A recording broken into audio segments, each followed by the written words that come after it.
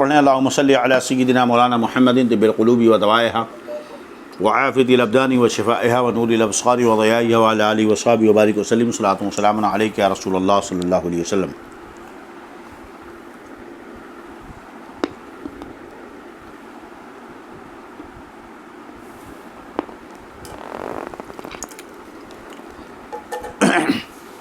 گزشتہ درس میں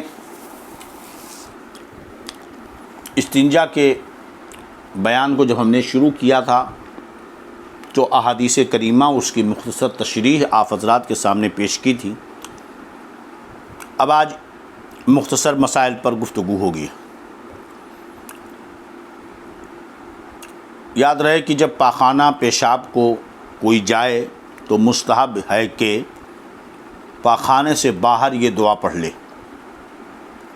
بسم اللہ اللہم انی اعوذ بک من الخبث والخبائث۔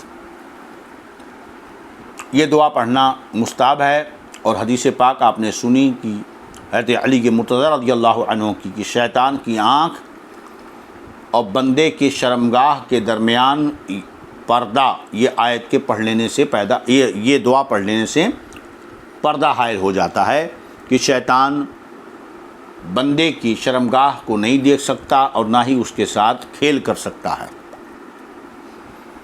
مگر یاد رہے کہ یہ دعا ٹوائلٹ میں جانے سے پہلے پڑھی جائے۔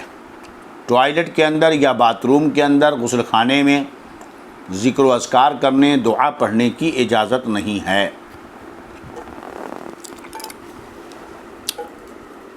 طریقہ یہ ہے کہ پڑھنے کے بعد بایاں قدم پہلے داخل کرے، جتنی بھی عزت اور محترم جگہیں ہوں وہاں پر دائنا قدم پہلے داخل کرے گا، نکلے گا بائیں قدم سے، لیکن جو ایسی جگہیں ہوں وہاں پہلے بایاں قدم داخل کرے اور نکلتے وقت پہلے داہنا پاؤں باہر نکالے اور نکل کر کے پڑھے غفرانک الحمدللہ الذی اذھب عنی ما یؤذینی وامسک علی ما ینفعنی، یہ کہے۔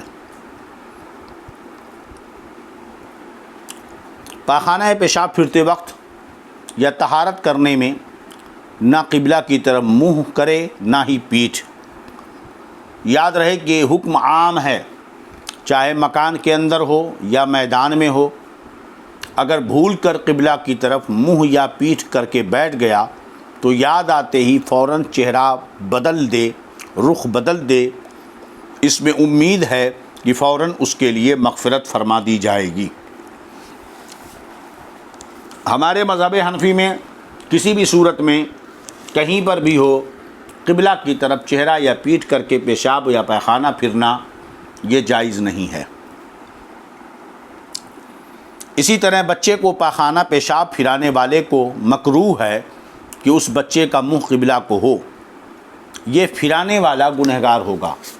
لہذا مائیں اور گھر کے افراد جو بچوں کو پیشاب پاخانے کے لیے بٹھاتے ہیں اس بات کا خیال رکھیں، ورنہ وہ گنہگار ہوں گے۔ پاخانہ پیشاب کرتے وقت سورج اور چاند کی طرف بھی منہ نہ ہو، نہ پیٹھ ہو۔ اسی طرح ہوا کے رخ پر پیشاب کرنا یہ ممنوع ہے کہ ہوا کے رخ پر پیشاب کرے گا تو ہوا کی وجہ سے پیشاب اڑ کر کے جسم کے اوپر آئے گا، اور اپنے آپ نے حدیثیں سن لی کہ پیشاب کے چھینٹوں سے اکثر عذاب قبر ہوتا ہے۔ اور کنواں یا حوض یا چشمے کے کنارے یا پانی میں اگرچہ بہتا ہوا پانی ہو، یا گھاٹ پر یا پھلدار درخت کے نیچے، یا اس کھیت میں جس میں کھیتیاں موجود ہوں، یا سائے میں جہاں لوگ اٹھتے بیٹھتے ہوں، یا مسجد اور عیدگاہ کے پہلو میں، یا قبرستان یا راستے میں، یا جس جگہ جانور باندھے ہوں، ان سب جگہوں پر پیشاب پاخانہ مکروہ ہے۔ یوں ہی جس جگہ وضو یا غسل کیا جاتا ہو وہاں پیشاب کرنا مکروہ ہے۔ اب دیکھیں اسلام کتنی بہتر تعلیم دیتا ہے کہ پیشاب اور پاخانہ کے ذریعہ بھی چلنے والوں کو تکلیف دینے سے منع کر رہا ہے۔ یہاں تک کہ حدیث پاک میں آیا کہ افضل ایمان قول لا الہ الا اللہ، لا الہ الا اللہ کہنا ہے، وَأَدْنَاهَا الایمان له بِضْعٌ وَسَبْعُونَ شُعْبَةً افضلها قول لا الہ الا اللہ وَأَدْنَاهَا إِمَاطَةُ الْأَذَىٰ عَنِ الطَّرِيقِ۔ اسلام ایمان کے 70 سے زائد شعبے ہیں، سب سے افضل شعبہ ہے کلمہ شہادت لا الہ الا اللہ محمد الرسول اللہ، اور سب سے ادنا ہے راستے میں تکلیف دہ چیزوں کو ہٹا دینا۔ جو اسلام راستے میں تکلیف دہ چیزوں کو ہٹانے کا حکم اپنے ماننے والوں کو دیتا ہو، بتاؤ کسی کو پتھر مارنے کی اجازت کیسے دے گا؟ کسی کو چاقو یا گولی مارنے کی اجازت کیسے دے گا؟ بم برسانے کی اجازت کیسے دے سکتا ہے؟ لہذا جو لوگ دہشت گردی کرتے ہیں ان کا کوئی تعلق اسلام سے نہیں ہوتا، وہ اپنے آپ کو مسلمان کہیں یا کچھ بھی کہیں۔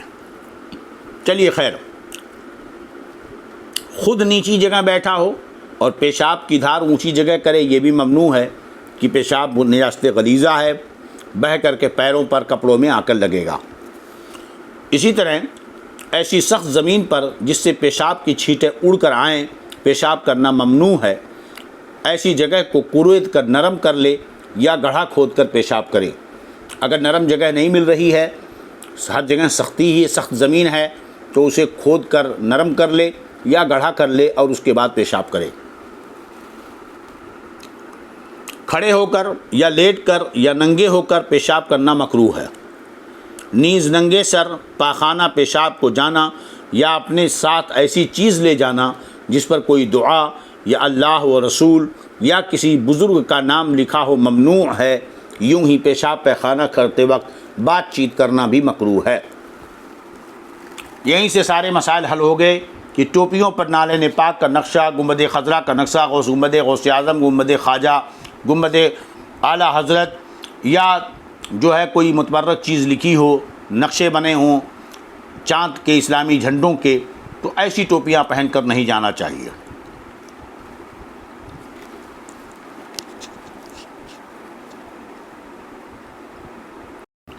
چلیے، جب تک بیٹھنے کے قریب نہ ہو کپڑا بدن سے نہ ہٹائے اور نہ حاجت سے زیادہ بدن کھولے۔ جب بیٹھنے کے ایک دم قریب ہو تبھی کپڑا ہٹائے، جتنی ضرورت ہو اتنا ہی کپڑا ہٹائے، زیادہ بدن کو نہیں کھولنا چاہیے۔ پھر دونوں پاؤں کشادہ کر کے بائیں پاؤں پر زور دے کر بیٹھے۔ یاد رہے کہ کسی دینی مسئلے میں غور نہ کرے کہ یہ باعث محرومی ہے۔ پیشاب پیخانہ پھرتے وقت دینی مسائل پر غور نہیں کرنا چاہیے، اور چھینک یا سلام یا اذان کا جواب زبان سے نہ دے۔ اگر چھینکے تو زبان سے الحمدللہ نہ کہے، دل میں کہہ لے چلے گا۔ بغیر ضرورت اپنی شرمگاہ کی طرف نظر نہ کرے اور نہ اس نجاست کو دیکھے جو اس کے بدن سے نکلی، اور دیر تک نہ بیٹھے کہ اس سے بواسیر کا اندیشہ ہے۔ زیادہ دیر تک پیخانے میں بیٹھے رہنے سے بواسیر کی بیماری ہو سکتی ہے، جسے مولوادی کہتے ہیں، اور گھٹنوں کا درد یہ پیدا ہو سکتا ہے۔ پیشاب میں نہ تھوکے، نہ ناک صاف کرے، نہ بلا ضرورت کھکھارے، نہ بار بار ادھر ادھر دیکھے، نہ بیکار بدن چھوئے، نہ آسمان کی طرف نگاہ کرے، بلکہ شرم کے ساتھ سر جھکائے رہے۔ جب فارغ ہو جائے تو مرد بائیں ہاتھ سے اپنے شرمگاہ کو جڑ کی طرف سے سر کی طرف جو ہے کھینچے، سونتنا مطلب دبا کر کے کھینچے کہ جو قطرے رکے ہوں نکل جائیں۔ پھر ڈھیلوں سے صاف کر کے کھڑا ہو جائے، اگر ڈھیلا نہیں تو پانی۔ سیدھے کھڑے ہونے سے پہلے بدن اچھی طرح چھپا لے۔ جب قطروں کا آنا رک جائے تو کسی دوسری جگہ طہارت کے لیے بیٹھے اور پہلے 3 بار، طہارت مطلب وضو کے لیے 3 بار دونوں ہاتھ دھو لے، اور طہارت خانے میں یہ دعا پڑھ کر جائے، مگر پہلے باہر ہی دعا پڑھ لے۔ اب باتھ روم میں جا کر ٹوائلٹ سے نکلا، باتھ روم میں جا رہا ہے تو یہ دعا پڑھ لے، بسم اللہ العظیم وبحمدہ والحمد للہ علی دین الاسلام، اللہم اجعلنی من التوابین واجعلنی من المتطہرین الذین لا خوف علیہم ولا هم یحزنون۔ یہ آیت کریمہ باتھ روم سے باہر ہی پڑھ لے، جہاں وضو کرنے جا رہا اس سے باہر۔ پھر دائیں ہاتھ سے پانی بہائے اور بائیں ہاتھ سے دھوئے، اور پانی کا لوٹا اونچا رکھے کہ چھینٹیں نہ پڑیں۔ اور پہلے اگر الگ جگہ پر پیشاب دھلنے کے لیے جا رہا ہے تو یہ حکم ہے، جبکہ ڈھیلا پہلے استعمال کر چکا ہو، اور اگر اسی جگہ پر ہے تو ان ساری چیزوں کا خیال کرے۔ اچھی طرح دھوئے، پہلے پیشاب کا مقام دھوئے، پھر پاخانے کا مقام، اور طہارت کے وقت پائخانے کا مقام سانس کا زور نیچے کو دبا کر ڈھیلا رکھیں نیچے کی طرف، تاکہ پائخانے کا مقام ڈھیلا رہے، اور خوب اچھی طرح دھوئیں کہ دھونے کے بعد ہاتھ میں بو باقی نہ رہے، پائخانے کی بدبو باقی نہ رہے۔ پھر کسی کا پاک کپڑے سے پوچھ لے، اور اگر کپڑا پاس نہ ہو تو بار بار ہاتھ سے پوچھے کہ برائے نام تری رہ جائے، اور اگر وسوسے کا غلبہ ہو تو رومالی پر پانی چھڑک لیں، پھر اس جگہ سے باہر آ کر یہ دعا پڑھیں: الحمدللہ الذی جعل الماء طہورا والاسلام نورا وقائدا ودلیلا الی اللہ والی جنات النعیم، اللہم حسن فرجی وطہر قلبی ومحص ذنوبی۔ کہ حمد ہے اللہ تعالیٰ کے لیے جس نے پانی کو پاک کرنے والا، اسلام کو نور، خدا تک پہنچانے والا، جنت کا راستہ بتانے والا کیا۔ اے اللہ تو میری شرمگاہ کو محفوظ رکھ اور میرے دل کو پاک کر اور میرے گناہ دور کر دے۔ آگے یا پیچھے سے جب نجاست نکلے تو ڈھیلوں سے استنجا کرنا سنت ہے۔ اگر صرف پانی سے ہی طہارت کر لی تب بھی جائز ہے، مگر مستحب یہ ہے کہ ڈھیلا لینے کے بعد پانی سے طہارت کرے۔ لیکن اگر ڈھیلا وغیرہ آج کل تو استعمال نہیں ہوتا تو پانی سے بھی طہارت کرنے میں طہارت حاصل ہو جاتی ہے۔ آگے اور پیچھے سے پیشاب پخانے کے سوا کوئی اور نجاست، مثلا خون یا پیپ وغیرہ نکلے یا اس جگہ خارج سے نجاست لگ جائے تو بھی ڈھیلے سے صاف کرنے سے طہارت ہو جائے گی، جبکہ اس جگہ سے باہر نہ ہو، مگر دھو لینا یہ مستحب ہے۔ اب ڈھیلا اگر استعمال کرتا ہے تو کتنا استعمال کرے گا؟ یاد رہے کہ ڈھیلوں کی کوئی تعداد معین سنت نہیں ہے۔ بعض لوگوں نے تعداد کو سنت کہا، نہیں، تعداد معین سنت نہیں ہے۔ جتنے سے صفائی ہو جائے تو اگر ایک سے صفائی ہو گئی سنت ادا ہو گئی، اگر 3 ڈھیلے لیے اور صفائی نہ ہوئی سنت ادا نہ ہوئی۔ البتہ مستحب یہ ہے کہ طاق ہوں، کیا ہوں؟ طاق ہوں، یعنی کم سے کم 3 ہوں تو، یا 3 ہو، 5 ہو، 7 ہوں، تو اگر 1 یا 2 سے صفائی ہو گئی تو 3 کی گنتی پوری کر لے کہ مستحب ہے۔ اگر 4 سے صفائی ہو گئی تو 1 اور لے کر کے 5 کر لے، طاق ہو جائے گا۔ یاد رہے کہ ڈھیلوں سے طہارت اگر خالی لیتا ہے تو اس وقت حاصل ہوگی جب نجاست مخرج کے آس پاس کی جگہ 1 درہم سے زیادہ آلودہ نہ ہو، اور اگر درہم سے زیادہ پیخانے کی جگہ آس پاس میں سن گئی تو اس صورت میں دھونا فرض ہے، مگر ڈھیلا لینا اب بھی سنت رہے گا کہ ڈھیلے کا استعمال کرے پھر پانی سے دھلے۔ کنکر، پتھر، پھٹا ہوا کپڑا یہ سب ڈھیلے کے حکم میں ہیں، ان سے بھی صاف کر لینا بلا کراہت جائز ہے۔ دیوار سے بھی استنجا سکھا سکتا ہے، مگر شرط یہ ہے کہ دوسرے کی دیوار نہ ہو۔ اگر دیوار کی ملک ہو یا وقف ہو، کسی دوسرے کی ملک ہو دیوار یا وقف ہو تو اس سے استنجا کرنا مکروہ ہے، اور کر لیا تو طہارت ہو جائے گی، اور جو مکان اس کے پاس کرائے پر ہے اس کے دیوار سے استنجا سکھا سکتا ہے۔ یہ اس صورت میں ہے جب کہ پانی یا ڈھیلا نہ ملے تو۔ کبھی اتفاق ہوتا ہے، واٹر سپلائی کا معاملہ ہے، ٹانکی میں پانی اچانک ختم ہو گیا، یہ گیا اور پیشاب کے لیے بیٹھ گیا اور پانی نہیں ہے، تو ایسی صورت میں بتحت مجبوری اس طرح پاکی حاصل کر سکتا ہے۔ بلا ضرورت اس طرح کرنا یہ خلاف ادب اور تہذیب بھی ہے۔ مسئلہ جہاں تک ہے اس کی وضاحت کی جا رہی ہے کہ طہارت ہو جائے گی، پاکی ہو جائے گی، مگر اسلام ادب اور تہذیب سکھاتا ہے، اس لیے ادب و تہذیب کے دائرے میں رہنا چاہیے۔ کسی اور کی دیوار سے استنجا کے ڈھیلے لینا جائز نہیں، اگرچہ وہ مکان اس کے کرائے میں ہو۔ ڈھیلا یعنی کھود کر مٹی نکالنا، یہ جائز نہیں ہے۔